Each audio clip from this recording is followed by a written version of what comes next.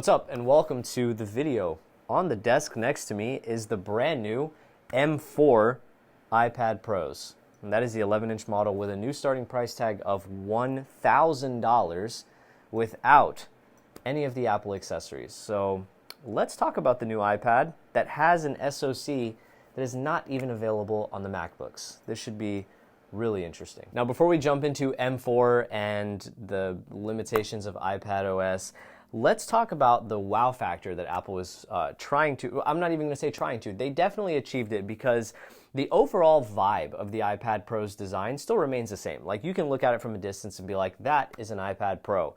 But what Apple did try to change was the overall thinness of the iPad. And I would say they did a really good job because not only did they produce the thinnest iPad ever made, they quite literally produced the thinnest product that Apple has ever made in the history of products. Like, even thinner than those old iPod Shuffles and iPod Nanos. This iPad is thinner than those products. The 11-inch sitting at 5.3 millimeters thin, and the 13-inch sitting at 5.1 millimeters thin. And there is a little bit of a PTSD factor in there, like, you know, like reminiscent of a certain phone that if it was in your back pocket and you sat down, it probably bent, which is pretty horrible. But Apple said that they've introduced some reinforcements internally on this iPad Pro to prevent it from bending, and I think that has been verified by some pretty popular benders on the YouTube space. So yeah, this iPad is very thin, like the opposite of thick, like thin with two ends type thin. It's wild. Apple also upgraded the display on the iPad Pro, and it's very noticeable. Like, this is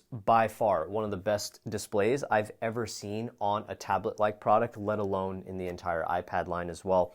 And Apple is essentially calling it like the Ultra Retina XDR display, and they also use a term called Tandem OLED technology, which essentially means they're stacking two OLED displays on top of each other, and having brightness levels from two OLED displays coming through essentially leads to like superior brightness and contrast levels. I think on the new iPad Pro, it's something like 1600 nits peak XDR brightness, which is, I mean, for an iPad Pro, that's pretty phenomenal. And I even looked at the previous gen M2 iPad Pro compared to this one, and you can definitely tell that there is a significantly upgraded display on the new one. So that's pretty great to see. And then one other, it's a little bit more of a subtle change, but one other change was the Face ID camera went from being in portrait orientation to landscape orientation, which I feel like makes a lot of sense on the iPad Pros, because oftentimes you buy a product like this, you're probably buying a keyboard of some kind with it,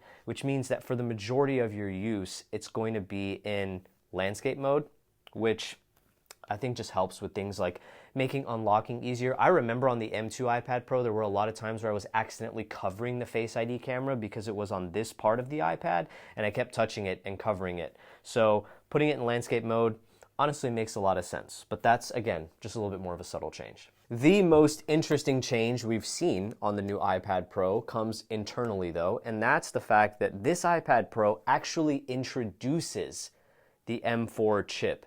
So I feel like, it was maybe a couple of months ago that we just got new MacBook Pros that came out with the M3 chip, the space black one. I have one personally, pretty fantastic computer.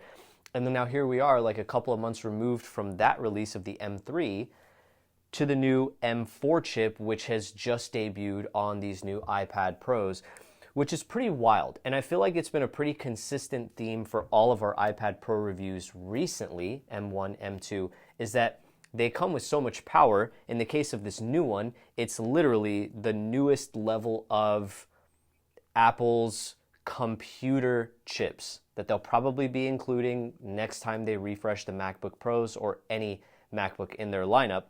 It's now on this iPad Pro.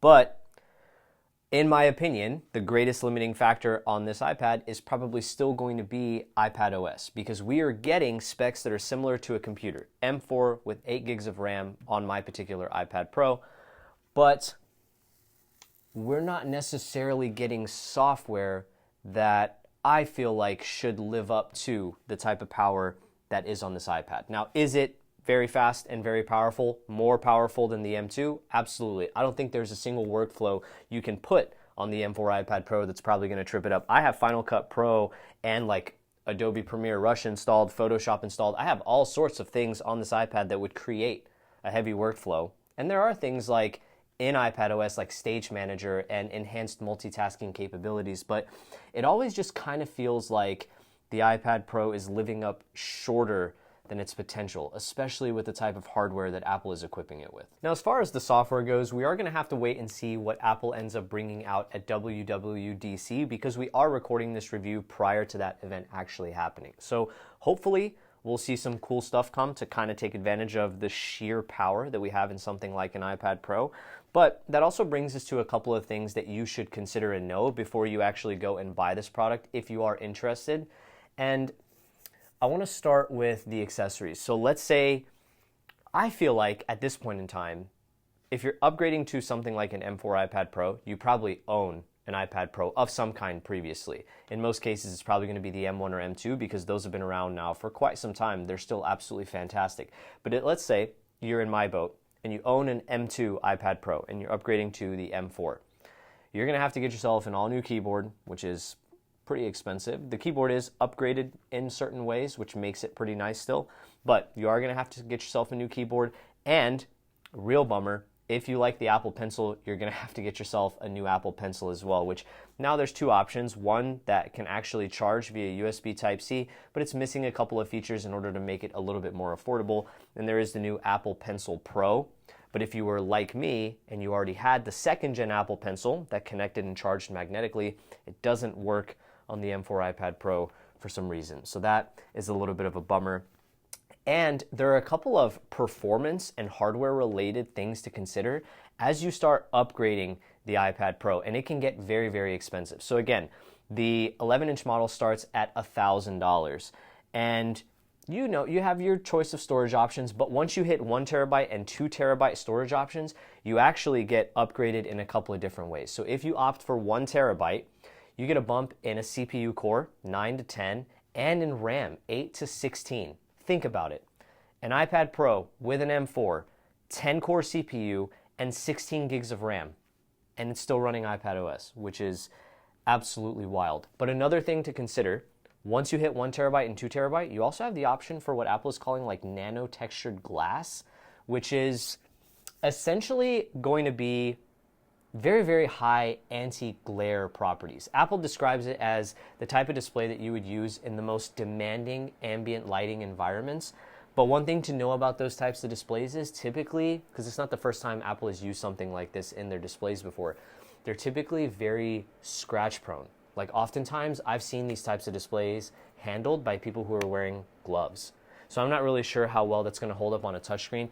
My personal iPad Pro is the 512, so I didn't have to worry about that option, but I wanted to run through everything with you guys. And again, these iPads are just really expensive. You take an 11-inch Wi-Fi cellular, 1 terabyte, nano texture glass, it's $1,900 before any other accessories. So there's definitely a lot to consider, but I still think I want to see Apple improve from a software perspective. But that's our review on the new M4 iPad Pro. If you enjoyed it and you're new here, consider hitting the subscribe button down below. Outside of that, let me know what you think in the comments. Thank you so much for watching, and I'll catch you in the next one. Peace.